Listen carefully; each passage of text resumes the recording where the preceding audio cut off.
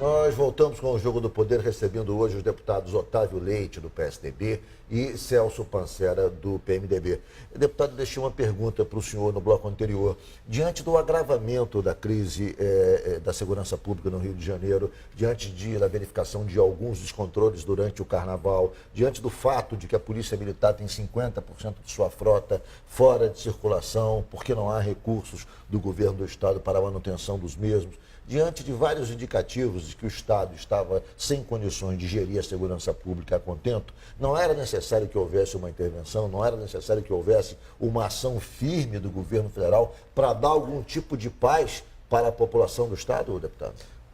Ricardo, se é para fazer que é a minha torcida para que dê certo, já tem. Eu quero que dê certo. Só que eu não acredito que esse governo vai dar certo. Sim. Nós estamos discutindo esse governo desde 2016. O Otávio Leite participou, nós temos diversas reuniões, ministro Padilha, os dois últimos ministros da Justiça, no Supremo Tribunal Federal, no antigo PGR, para que tivesse uma força-tarefa funcionando aqui. E o governo insistentemente dizendo que não tinha condições, não podia assumir essa responsabilidade, que não tinha recursos, e o Estado se degradando as suas condições e piorando a situação. Nós pedimos em 2016 para que assumisse em 2017 a folha, a despesa, os 9 bilhões de reais da despesa de segurança do Estado, que a União assumisse isso, e aí o Pezão se comprometeu a chamar os concursados da PM e renovar a frota.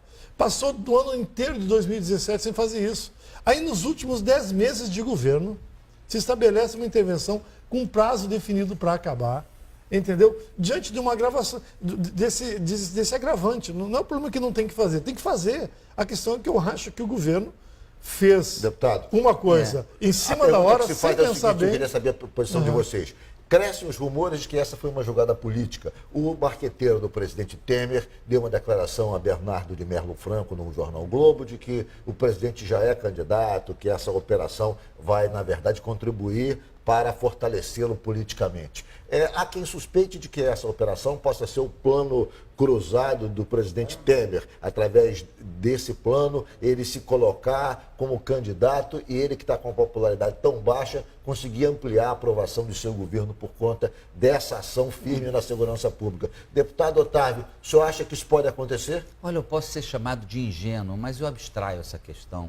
O que interessa é uma emergência que o Rio de Janeiro está vivendo. Os números são terríveis em relação às estatísticas do aumento de roubo, aumento de assaltos em veículos e por aí vai. Aumentou 91% real, ou seja, em 7 anos. Outro aumentou 180% real. Foram mais de 15 mil assaltos em coletivos. E a sociedade quer algum tipo de movimento, algum tipo de atitude. Na inércia que nada vai acontecer. Os resultados políticos, A ou B, não me interessam muito. Me interessam enfrentar o problema. Agora, verdade seja dita, nós estamos atacando consequências. É preciso enfrentar causas.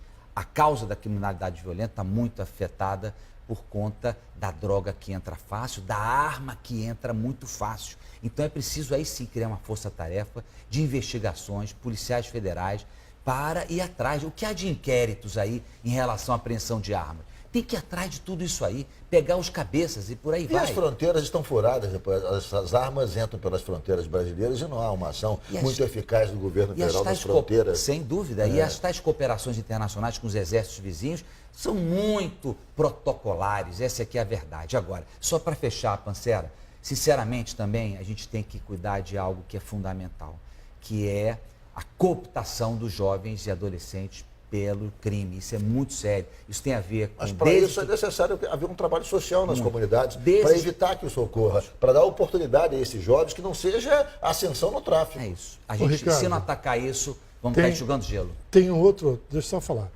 Todo diagnóstico está colocado. A gente tem isso há décadas. O que falta é ação efetiva. Aí isso ocorre no momento que está em fim de governo. Por um governo extremamente desacreditado. Não é que tomara que dê certo. Eu quero que dê certo. Eu quero que o Rio de Janeiro saia disso. Só não usem o meu voto, meu mandato, para explorar a boa-fé das pessoas. De um governo que eu não acredito que tenha boa-fé. Então, o meu trabalho, Otávio, não é contra a tua vontade, não. É denunciar essa ação. Tomara que dê certo. E vou acompanhar para que dê certo. Agora, o senhor suspeita de que possa haver uma intenção política por não, trás dessa eu não tenho dúvida. iniciativa? Eu não tenho dúvida. Eu só quero rapidamente abordar um outro problema. Vai chamar de volta os militares que estão cedidos. Corretíssimo. Muito correto. Bombeiros, PMs, que há 20 anos não atuam nas forças. E estão em gabinetes. Vão voltar. Tudo bem. Vão voltar para lá. Duvido que tenha efetivamente alguma coisa para fazer. Agora, a medida mais dura que eu acho, Otávio, que é a mais perigosa de todas, é você desmonta hoje uma linha de comando que você tem na PM, na Polícia Civil e nos bombeiros. Em dezembro vai embora e fica quem? O novo governante. Vai entrar em janeiro olha só, o novo governador.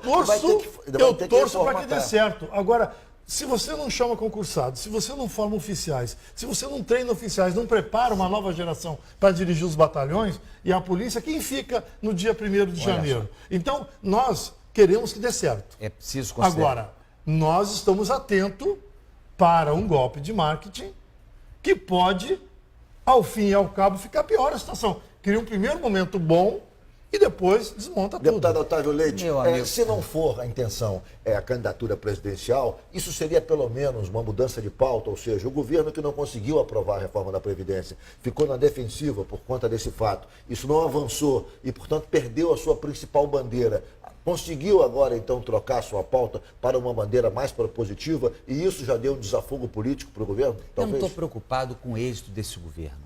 Eu estou preocupado em atitudes que possam enfrentar problemas sérios do Rio de Janeiro. Não tenho compromisso com esse governo, já disse isso. Meu amigo Pancera, é preciso considerar o seguinte, a estrutura da polícia militar, da polícia civil e do exército, ela é essa que existe, entra governo, sai governo. O que está se organizando agora é uma nova abordagem, uma nova verticalidade, um novo comando operacional, que eu acho que vai mexer com a estrutura, vai dar uma chacoalhada, pode separar joio do trigo. Enfim, nós sabemos de contaminação nessas instituições. É preciso, com a corregedoria muito eficaz e um pouco mexendo nisso aí, nessas estruturas. Isso será um legado, quem sabe, se tudo der certo, todo mundo quer que funcione, para avançarmos mais ainda no próximo governo, seja ele quem for. O problema é o seguinte, é que o Rio de Janeiro vinha paulatinamente se agravando nessa questão, ao lado de vários outros problemas. De modo que eu abstraio muito essa questão das consequências políticas e tal. O senhor tem algum temor, deputado Otávio Leite, digamos, dessa militarização do combate e nesse aspecto haver qualquer tipo de transgressão de garantias individuais, porque estava se querendo a utilização do instrumento de mandado de busca e apreensão coletivo. Isso gerou muita polêmica, o pessoal dos direitos humanos reagiu, a OAB reagiu e agora está se tentando algo intermediário. As forças militares acham que esse é o instrumento necessário para a eficácia da operação. Qual é a sua opinião sobre isso, deputado? Olha, as instituições estão funcionando no Brasil.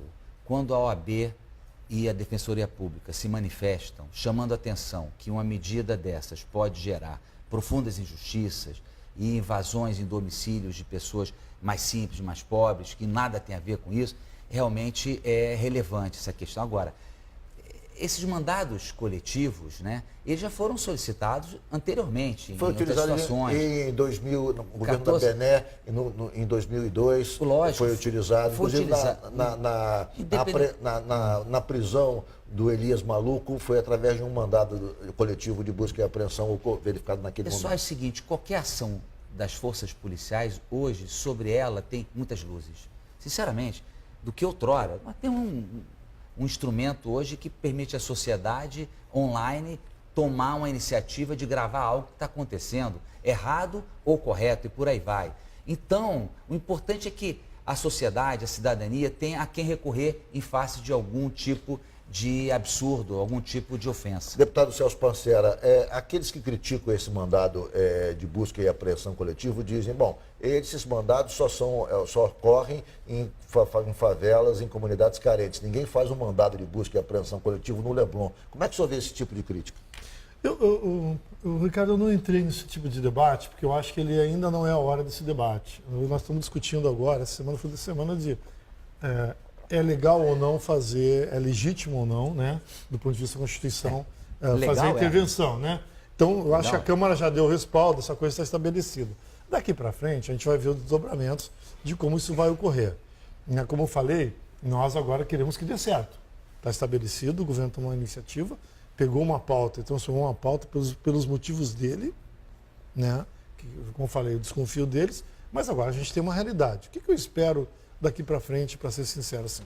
Algumas coisas. Primeiro, é que a gente caminhe nos próximos 10 meses para construir essa força-tarefa, que ela demanda algumas iniciativas. Por exemplo, você tem que criar uma vara da Justiça Estadual e uma vara da Justiça Federal, botar um juiz federal, um juiz estadual para acompanhar esse processo, para emitir os mandados, acompanhar o processo e tal. Tem que botar o Ministério Público nisso, é importantíssimo para fiscalizar isso aí, colocar a inteligência da Polícia Federal para auxiliar, para localizar as questões e fechar as fronteiras e o fundo da Bahia com as Forças Armadas e a Polícia Rodoviária Federal. Se a gente avançar para isso, com inteligência, com planejamento para médio e longo prazo, ela tem chance muito grande de dar certo.